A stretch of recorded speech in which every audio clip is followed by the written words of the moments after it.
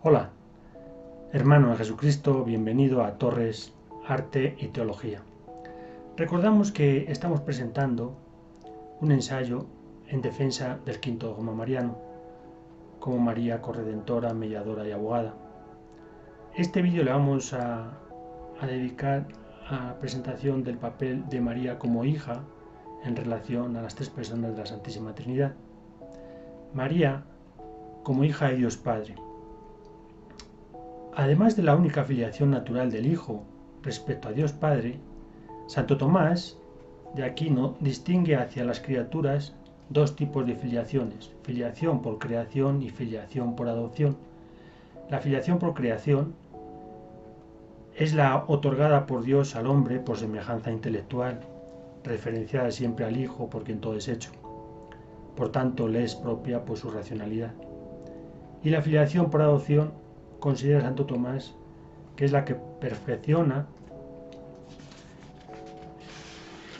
la anterior de creación al aproximar al hombre a una mayor semejanza con el Creador. Esta la trataremos en el próximo epígrafe. Consideramos que entre ambas filiaciones, la de creación y la de adopción, hay un estadio intermedio, superior a la filiación de creación, pero inferior a la filiación de adopción.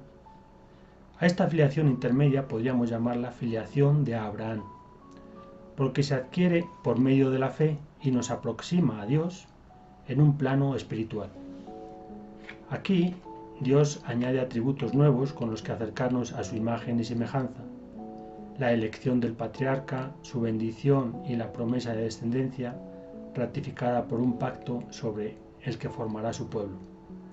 Un pueblo predilecto para, a través de él, revelarse al mundo, sirviendo de modelo para la humanidad. Sería en este estadio intermedio de filiación donde situaríamos a María respecto al Padre, como descendiente de Abraham y amante fiel de Yahvé, Padre, creyente confiada en su providencia y esperanzada en sus promesas. María no aparece explícitamente en ninguna parte del Nuevo Testamento como hija del Padre, pero sí implícitamente por estar incluida entre los discípulos de Jesús, a quienes se les dice ser poseedores de la filiación del Padre. Hay varios pasajes que podemos poner como ejemplos. Vosotros pues orad así: Padre nuestro que estás en los cielos, santificado sea tu nombre. Mateo 6:9. También en ni llaméis a nadie Padre vuestro en la tierra, porque uno solo es vuestro Padre, el del cielo. Mateo 23:9. También en bienaventurados los que trabajan por la paz, porque ellos serán llamados hijos de Dios. Mateo 5:9. María da a luz al príncipe de la paz. Nadie como ella hace tanto por la paz. Otro ejemplo: más bien, amad a vuestros enemigos, haced el bien y prestad sin esperar nada a cambio. Entonces vuestra recompensa será grande y seréis hijos del Altísimo. Lucas 6:35. María lleva a la perfección este mandato. Otro ejemplo: pero los que alcancen a ser dignos de tener parte en aquel mundo y en la resurrección de entre los muertos, y son hijos de Dios por ser hijos de la resurrección. En Lucas 20, 35 y 36, María es dignísima y ya ha sido asunta al cielo. María es, además, la hija predilecta del Padre. Alégrate llena de gracia, el Señor está contigo. Lucas 1:28. Lo cual significa que María fue la concebida sin mancha de pecado original y que, por conservar libremente dicha gracia, pudo recibir el don de la maternidad del Hijo de Dios. María, enriquecida con la suma prerrogativa y dignidad de ser la Madre de Dios Hijo, y por eso la hija predilecta del Padre y sagrario del Espíritu Santo. Numeral 53 del Lumen Gentium. Grandeza de Teotocos, que la humilde María reconoce alabando a Dios en el Magnificat. Junto a este don extraordinario de la maternidad de María está el parentesco superior de carácter espiritual que nace de cumplir la voluntad del Padre. Dice Jesús: y extendiendo su mano hacia sus discípulos dijo: estos son mi madre y mis hermanos, pues todo el que cumpla la voluntad de mi Padre de los cielos, ese es mi hermano, mi hermana y mi madre. Mateo 12, 49, 50. Aquí María es incorporada al parentesco espiritual de Jesús, no en tanto como madre biológica, sino también como hermana y por tanto hija del Padre, ya no por el parentesco de sangre, sino por cumplir la voluntad del Padre. María recibe una distinción privilegiada también por el Padre al salvaguardarle milagrosamente la integridad virginal de María durante el parto de Jesús. En respuesta al ofrecimiento y consagración virginal hecha por María a Dios antes de la concepción del Hijo, y en atención a su voluntad de conservarla después del parto, conforme a su libre consagración inicial, verdad ratificada por el dogma de la virginidad perpetua de María. Otra muestra de predilección del Padre hacia María es que fue asunta en cuerpo y alma a la gloria del cielo, conforme proclama la declaración dogmática de la Constitución Munificentissimus Deus. Como una última muestra de predilección filial del Padre, se encuentra el don de participar contemporáneamente en comunión con el amado Hijo unigénito en el acontecimiento redentor de la humanidad. La cruz, siendo la mayor ignominia, es convertida por Cristo en un don, la mayor exaltación del amor de Dios, y por lo mismo era obligado que María fuera invitada a compartir. Padecer y morir por dar gloria a Dios y salvación eterna de los hermanos es un gran don para perfección del amor y santidad del generoso. Paradójico, como las bienaventuranzas, pero éstas concluyen con un regalo a la esperanza. Alegraos y regocijaos, porque vuestra recompensa será grande en los cielos. Mateo 5:12. No obstante, sería bendecido por Dios si nosotros reconociéramos esta verdad y proclamáramos para gloria de Dios, por su Hijo Jesucristo, en el Espíritu Santo, en reconocimiento a María y para alegría y gozo de toda la Iglesia, el dogma de María como corredentora, mediadora y abogada. Bien, atendemos ahora al papel de María como hija en Dios Hijo. En un estadio superior al que hemos llamado filiación de Abraham, encontramos la filiación adoptiva que adquirimos por el Hijo con el don del Espíritu Santo. La filiación de adopción se caracteriza porque los que la reciben participan de la herencia del Padre, la felicidad eterna de estar en su presencia. La filiación adoptiva es filiación por participación en la filiación del Hijo unigénito del Padre, por tanto, es participación por comunión en la única filiación natural o de naturaleza divina del Hijo con el Padre. En el principio existía la palabra estaba junto a Dios y la palabra era Dios. Vino a los suyos y los suyos no la recibieron, pero a todos los que la recibieron les dio poder de hacerse hijos de Dios, a los que creen en su nombre. Juan 1:1 y versículos 11 y 12. María creyó a la palabra y la recibió, haciéndose la primera y mejor discípula que tuvo la palabra encarnada, porque nadie como ella cumplió la voluntad del Padre. No todo el que me diga Señor, Señor entrará en el reino de los cielos, sino el que haga la voluntad de mi Padre que está en los cielos. Mateo 7:21. Dice Jesús: hijos míos, ya poco tiempo voy a estar con vosotros. Os doy un mandamiento nuevo, que os améis los unos a los otros, que como yo os he amado, así os améis también vosotros los unos a los otros. En esto conocerán todos que sois discípulos míos. Juan 13, versículos 33-35. Jesús llama hijos a los discípulos que cumplen el mandamiento del amor, como plenitud de la ley de Dios, y por ser hijos en el Hijo, adquirir la filiación adoptiva en el Padre, eligiéndonos de antemano para ser sus hijos adoptivos por medio de Jesucristo. Efesios 1:5. Los textos que anteceden indican que el atributo añadido al de la fe en la filiación de Abraham es el amor para la filiación adoptiva. El amor es la propiedad por excelencia que define la naturaleza de Dios. El hombre es tanto más conformado a la imagen y semejanza de Dios, cuanto mayor sea el amor manifestado, por iluminación del Espíritu Santo hacia nuestro Redentor, a Dios Padre y a todos los hermanos. Abrazando la fe en Jesucristo, el bautismo hace también del neófito una nueva criatura, un hijo adoptivo de Dios que ha sido hecho partícipe de la naturaleza divina, miembro de Cristo, coheredero con Él y templo del Espíritu Santo. Numeral 1265 del Catecismo de la Iglesia Católica. ¿Qué decir, por tanto, de la Inmaculada y Santísima Virgen María, quien siempre en estado de gracia y templo del Espíritu Santo entregó su vida al servicio de Dios? Sencillamente que por derecho le corresponde ser, por el Hijo, la primera en recibir el don de hija adoptiva del Padre y por tanto coheredera con el Hijo de los bienes del cielo. En esta relación trinitaria llegamos a María como hija por Dios, Espíritu Santo. Todos los que se dejan guiar por el Espíritu de Dios son hijos de Dios, Romanos 8:14.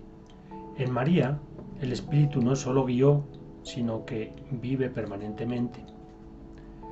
Dará un vástago el tronco de Jesé, un retoño de sus raíces brotará, reposará sobre él el Espíritu de Yahvé, Espíritu de sabiduría e inteligencia, Espíritu de consejo y fortaleza, Espíritu de ciencia y temor de Yahvé. Isaías 11, versículos 1 y 2. Esta profecía habla tanto del vástago como del tronco, tanto del hijo como de la madre. Sobre ambos está el Espíritu de Dios y sobre ambos el Espíritu de Dios derrama sus dones. María, por precedencia humana materna, es canal de transmisión de los dones del Espíritu al Hijo. María recibe por el Espíritu Santo, Espíritu del Hijo que procede del Padre, los dones de la fe, la esperanza y la caridad, que aceptados y practicados con perfección los transforman en virtudes heroicas, en el grado más alto, siendo configuradoras de su persona. De entre ellas, sobremanera destaca la caridad, pues como dice el apóstol, la caridad no acaba nunca. María es la personificación de esa caridad y podría decirse que María es paciente, es amable.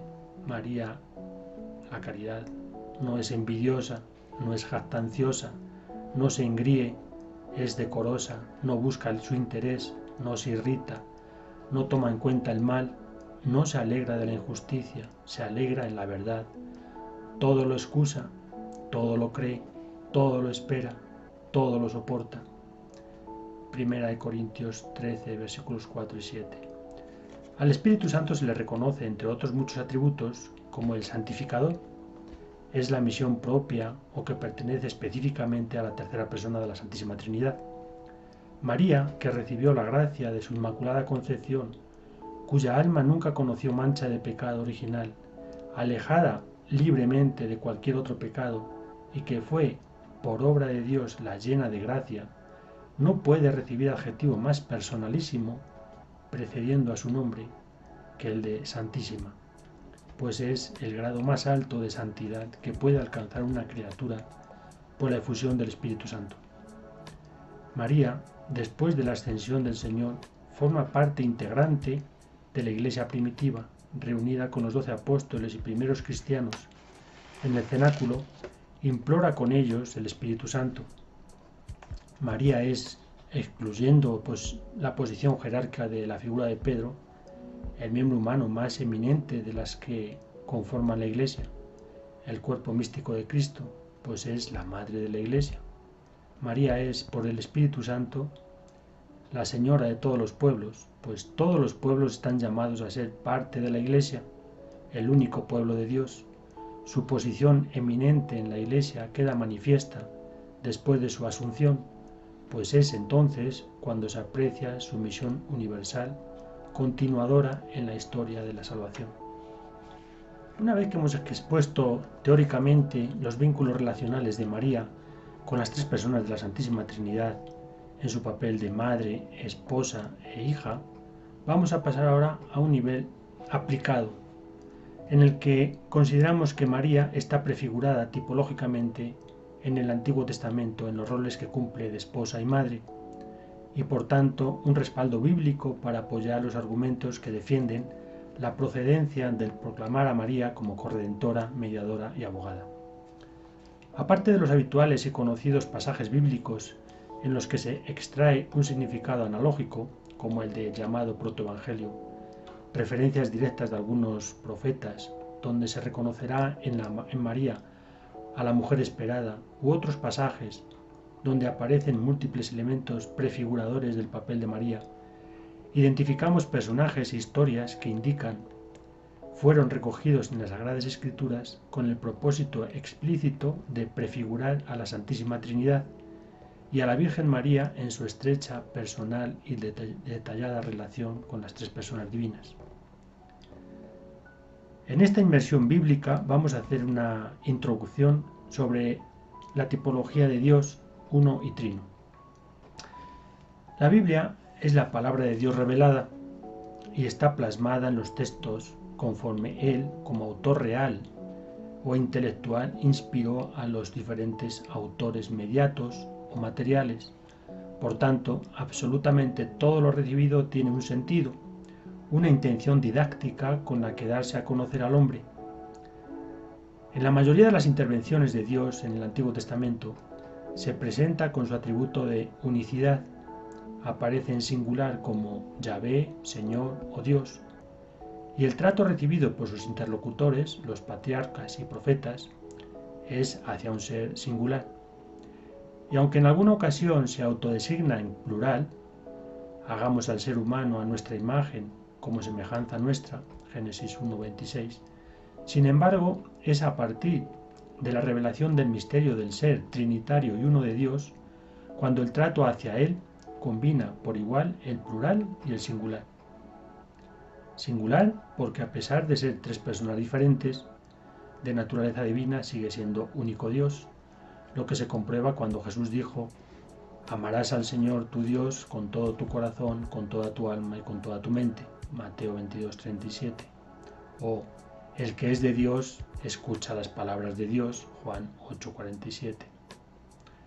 En plural, porque sin dejar de ser único Dios, se presenta como tres personas diferentes que interactúan entre sí y se nos presentan distintas.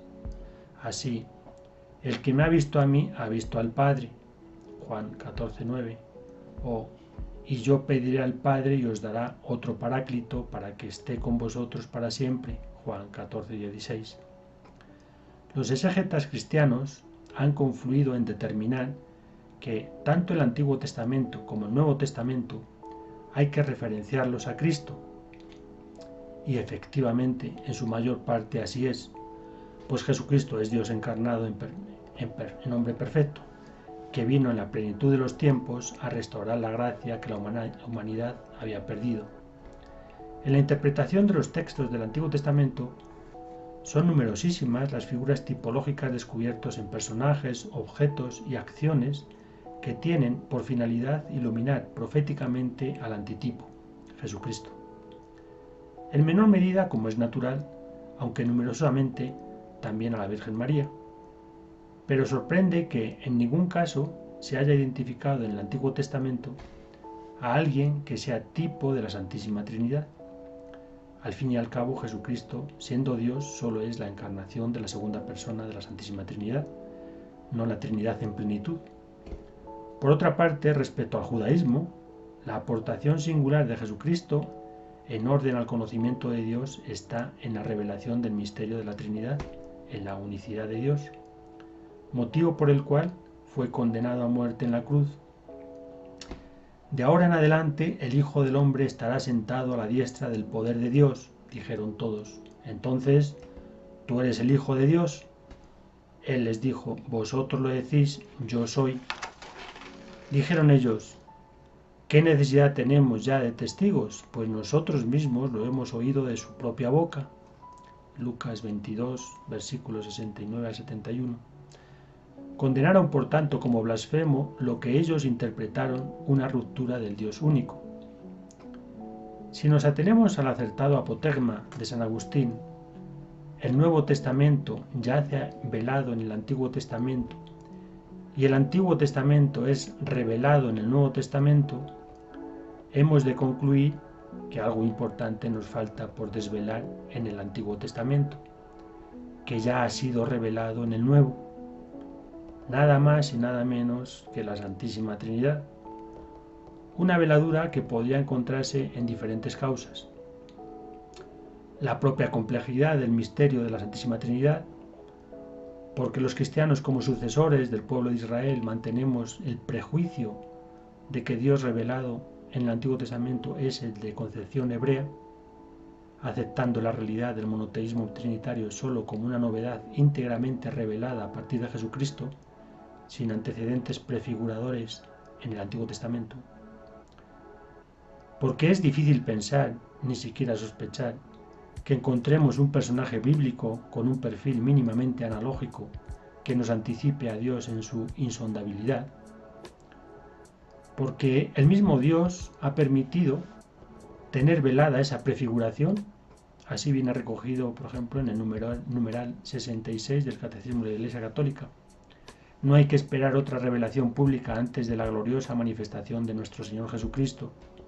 Sin embargo, aunque la revelación está acabada, no está completamente explicitada.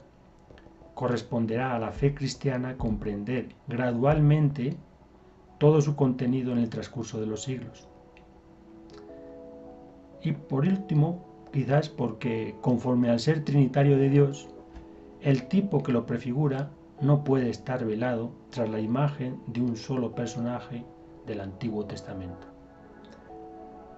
Efectivamente, pensamos que está prefiguradamente presente tras la veladura de tres relevantes patriarcas: Abraham, Isaac y Jacob.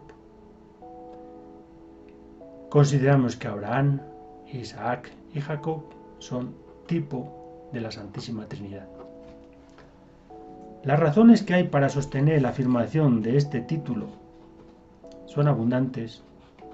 Enumeramos algunas. 1. La incomprensible inexistencia de un tipo en el Antiguo Testamento, como hemos dicho anteriormente, que prefigure el ser mismo de Dios, no solo uno, sino también trino, que quiere darse a conocer gradualmente hasta su total revelación por Jesucristo en la plenitud de los tiempos, tanto para facilitar su reconocimiento en esta futura revelación, como para una ayuda a su comprensión o para autenticar por su anticipación profética el origen divino y cierto de la verdad revelada. 2.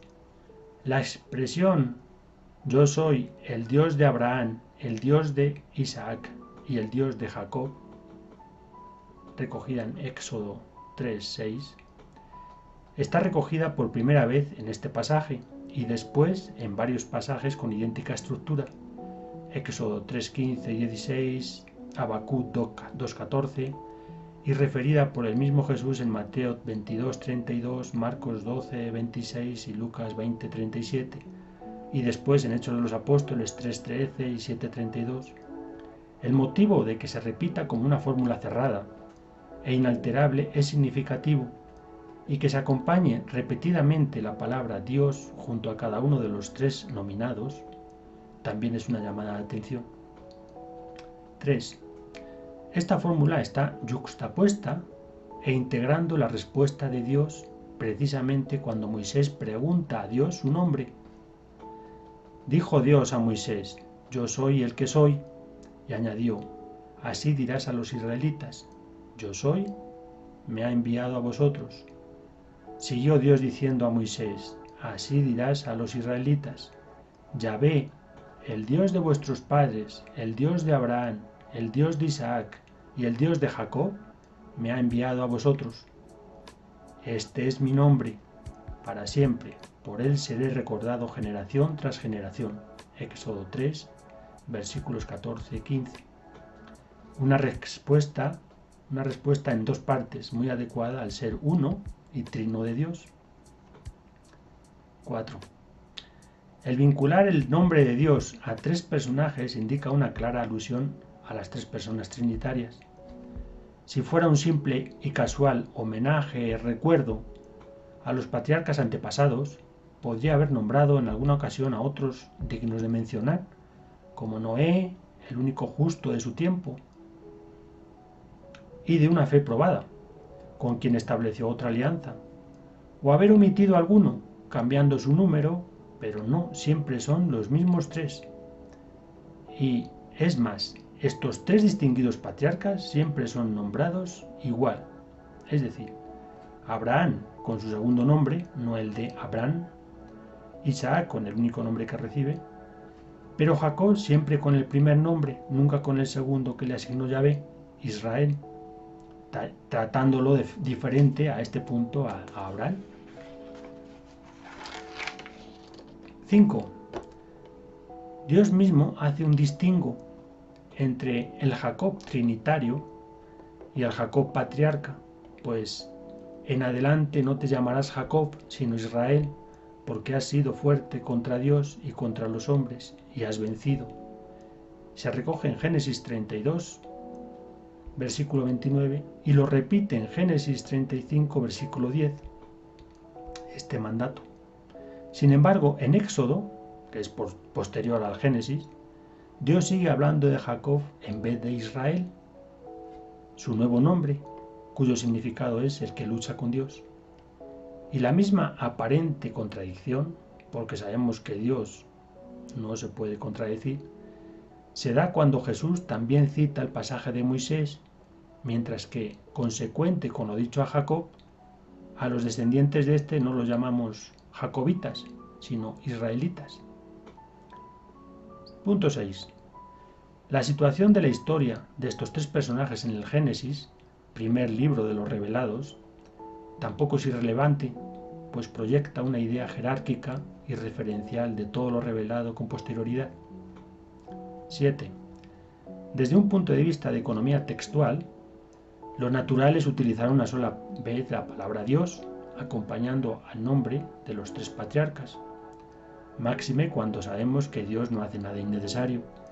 Sin embargo, aparece por cuadruplicado: el Dios de vuestros padres, donde quedarían incluidos los tres patriarcas, y después, de forma repetida, acompañando a cada uno de los patriarcas. Los copistas han respetado la fórmula a lo largo de la historia y ha llegado a nosotros tal cual, sin omitir nada, pese a esa aparente inútil reiteración. Posiblemente por el mandato de Moisés de respetar la palabra de Dios: no añadiréis nada a lo que os mando, ni quitaréis nada, de modo que guardéis los mandamientos de Yahvé vuestro Dios, que yo os prescribo. Deuteronomio 4:2. Respecto a la exactitud de la palabra de Dios que pone de manifiesto Jesús, respeto. Os lo aseguro, mientras duren el cielo y la tierra, no dejará de estar vigente ni una i ni una tilde de la ley sin que todo se cumpla. Mateo 5:18. O también, si alguno añade algo a esto, Dios echará sobre él las plagas que se describen en este libro, y si alguno quita algo de las palabras de este libro profético, Dios le quitará su parte en el árbol de la vida. Apocalipsis 22, 18, 19. 8. La relación familiar entre los personajes tiene un paralelismo importante a nivel conceptual con la Santísima Trinidad. Se verá cuando lo desarrollemos más adelante punto por punto. Además, es una forma razonable de prepararnos para poder reconocer a Dios Trinitario desde el corazón, en su cercanía bondadosa y familiar. Refleja el deseo de hacer accesible al hombre el misterio amoroso de su ser y modelo de semejanza. 9. Las historias de los tres patriarcas y sus familias tienen mucha fuerza, total autonomía y sentido propio, pero además, unidas, se complementan e integran perfectamente, aumentando su significado. Entre las tres historias se mantiene un nexo de unión, de origen explícitamente divino, la bendición de Dios y la transmisión de la promesa, que los conforma como a una unidad múltiple, formando una superhistoria con las historias particulares. 10. En el pasaje del sacrificio de Abraham, de su hijo Isaac, descrito en Génesis 22, se ha reconocido claramente dentro de sus diferencias una acción típica prefiguradora del sacrificio de Cristo en la cruz como antitipo, por multitud de elementos análogos, el mismo lugar de sacrificio, el Moria, el cargar con la leña, la cruz, el altar, la víctima de sacrificio, el cordero, y por supuesto el vínculo de los protagonistas, Abraham, padre, tipo de Dios Padre, e Isaac, hijo, tipo de Jesucristo. Una escena que petrifica los roles respectivos de padre e hijo, de tal forma que la historia de Abraham nos redirige a Dios Padre, la historia de Isaac a Dios Hijo, y por extensión y exclusión la historia de Jacob a Dios Espíritu Santo. 11.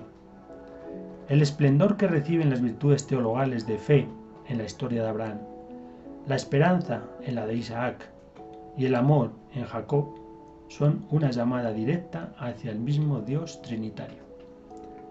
12. Las historias familiares de Abraham, Isaac y Jacob, individualmente consideradas, tienen en sí mismas una estructura trinitaria que se repite en muchos elementos como un bucle. Sobre esto se abundará más adelante al abordar en detalle cada relato. 13. Las historias patriarcales cumplen las tres condiciones de la tipología. Primera, tienen existencia propia, verdadera e independiente del antitipo. Son historias reales, de personajes históricos que vivieron antes de revelarse la Santísima Trinidad, que prefiguran proféticamente. Segunda, las tres historias entrelazadas representan la compleja y a la vez simple realidad espiritual del antitipo, Dios uno y trino. Y tercera, Jesucristo, quien revela el misterio de la Santísima Trinidad como antitipo, hace una referencia directa al tipo en Mateo 22, versículo 32. Y 14. Los relatos personales y familiares de los tres patriarcas son tan peculiares y tienen tal cantidad de matices y coincidencias providenciales que es imposible pensar que todo aconteció de manera fortuita o casual. El engranaje de personajes principales y secundarios, acciones, significados etimológicos, contextos, lugares geográficos e innumerables elementos conformadores incluidos, están tan perfectamente ensamblados que se infiere la presencia de inspiración divina que guía a los protagonistas y circunstancias para manifestar prefiguradamente al antitipo, de forma inequívoca y lo más adecuada a la limitada capacidad de comprensión y aprehensión humana. Antes de entrar y abordar cada una de las historias particulares, la historia de Abraham y su familia, la historia de Isaac y la de Jacob, para ver la tipología y su relación con el antitipo, vamos a hacer una recomendación de hermenéutica para poder llegar a una más fácil comprensión de las propias historias. La hermenéutica aplicable es una hermenéutica específica para el desarrollo de estas ideas. Tiene varios puntos a considerar. Suponemos, en principio, un conocimiento previo, más o menos con cierta base, de lo que significa el misterio de la Santísima Trinidad. O sea, este trabajo no es un desarrollo de la Santísima Trinidad y por tanto no vamos a profundizar en los términos en los que habitualmente la teología ha utilizado para explicar el misterio de la Santísima Trinidad. Entonces lo tocamos superficialmente, dando por conocidos pues términos como lo que es naturaleza, la persona, relación, las misiones, las procesiones, la hipóstasis, etc. Los personajes de Abraham, Isaac y Jacob son personas reales, con todas las limitaciones e imperfecciones humanas, por lo que está fuera de lugar pretender ver en ellos una réplica perfecta de la imagen santísima de Dios. Son simples instrumentos, si se quiere burdos, que velan y a la vez descubren algunos atributos de Dios, ya sea la paternidad, la filiación o el amor esponsal u otros.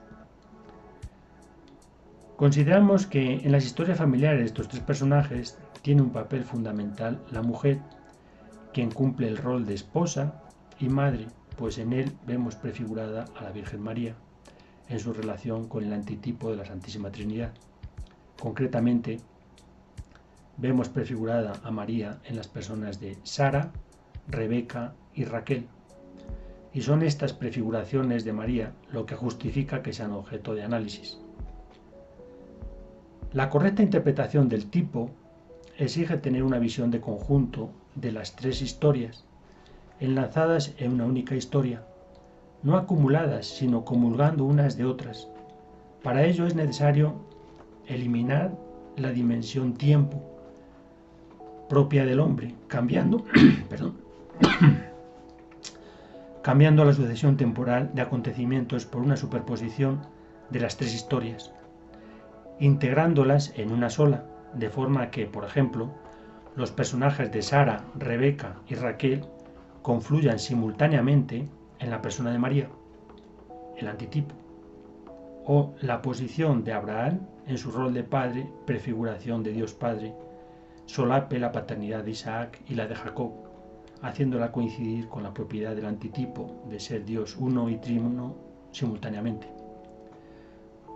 Podría interpretarse que este postulado es una argucia pretenciosa para hacer calzar una analogía de manera forzada, pero este postulado busca solo adaptar razonablemente la realidad de Dios eterno, que está fuera del tiempo, y la misteriosa propiedad de Dios uno y trino en perfecta comunión, con las geniales historias que forma el tipo y que por algo Él nos ha revelado. Son historias familiares que, de no ser por el antitipo, en sí mismas son tan sorprendentes que resultan estrambóticas, rozando lo irreal. Hay multitud de pasajes que podrían calificarse como surrealistas o fantasiosos, si no fuera porque la realidad del antitipo, tanto de la Santísima Trinidad como de María, supera con creces al sorprendente tipo. Solo la sobrenatural y prodigiosa realidad del antitipo puede hacer creíble al tipo.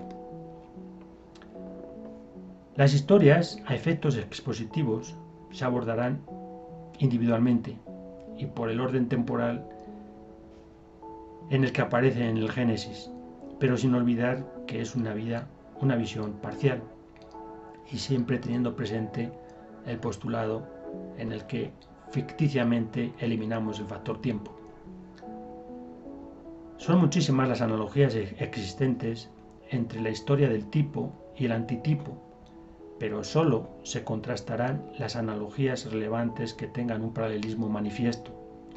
Se omitirán los paralelismos que resulten ambiguos, a pesar de tener aparentes similitudes, y simplemente se mencionarán aquellos que requieran una explicación argumental extensa.